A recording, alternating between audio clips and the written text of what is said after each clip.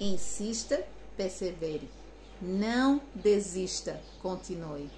Seja forte e corajoso.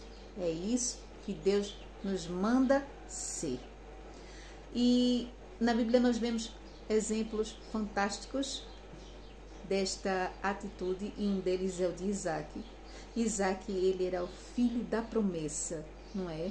Nós podemos imaginar que para Isaac tudo veio em suas mãos, até porque seu pai era rico, Abraão já era um homem muito rico, não é? Mas não foi assim.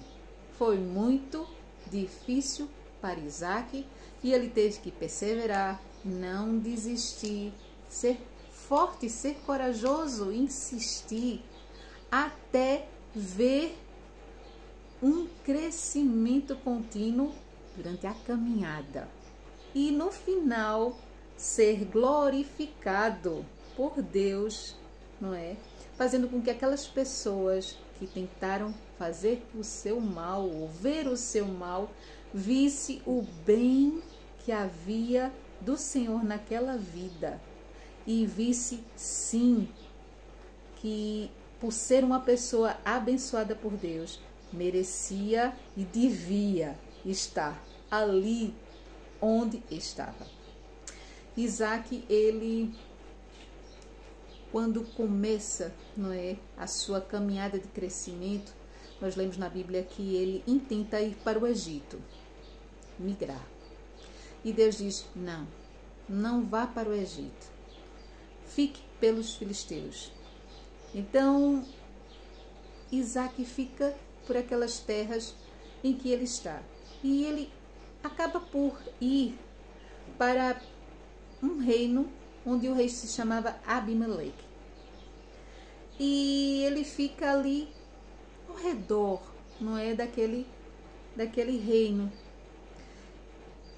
Do palácio de Abimeleque, da janela do palácio dele, o rei via a Isaac. E via suas tendas, via o seu gado, via tudo que estava ali ao redor de Isaac. E enquanto Isaac era pequenino, não é? Não apresentava perigos, rebanhos de Isaac não eram tão grandes, ele não tinha tantos escravos, ele não tinha tanta movimentação ali pelas tendas dele, estava tudo bem. Só que quando o rei Abimeleque começou a ver muita movimentação ali, o gado a crescer muito, muitas pessoas, então ele começou a ficar com medo. E a primeira atitude que o rei Abimeleque fez foi chamar Isaac e dizer, não quero mais que fiques aqui. Pega as tuas coisas, tudo que você tem, seus rebanhos, suas tendas, sua mulher, tudo que você possui, e vai-te embora. Então, Isaac obedece. Mas entenda que não é fácil, principalmente naquela época, não é? Porque existia uma logística até de sustentabilidade dos rebanhos que ele tinha. E eram muitos rebanhos. E para ter rebanhos precisa-se de água, precisa de pasto. Então não é uma coisa assim que a gente possa dizer assim, sim, vou mudar, vou pegar as minhas coisas e vou me embora. Quando a gente lê, a gente não tem a noção. Mas quem tem rebanhos, quem conhece animais, sabe que isso não é fácil. E que havia ali um grande prejuízo, porque ele ia ainda constituir um lugar para crescer. Mas ele pega as suas coisas, seus rebanhos, tudo aquilo que ele possui, não é? Confiando no Senhor, e sai. E vai abrir poços que o seu pai, Abraão, havia abertos, mas que entulharam. Então, neste momento, nós fazemos também uma pequena reflexão, não é? Deus sempre vai dar visão para as pessoas a quem Ele quer abençoar. Visão de situações que os outros não enxergam, não entendem, que o seu coração se fecha, entende? Mas para as pessoas que Deus escolhe, Deus quer abençoar, essas pessoas vão enxergar o que as pessoas comuns não enxergam, potencial onde para os outros não existe. Então Isaac pega e desentulha aqueles poços que foram entulhados do seu pai. Mas aquelas pessoas daquele local não gostam e voltam a entulhar os poços, porque eles não têm a visão de Isaac. Eles também não querem que Isaac cresça. A inveja, não é? Eles contendem com Isaac, eles não querem Isaac ali. Eles enxotam a Isaac e enxotam também a bênção que eles poderiam ter por ter Isaac ali.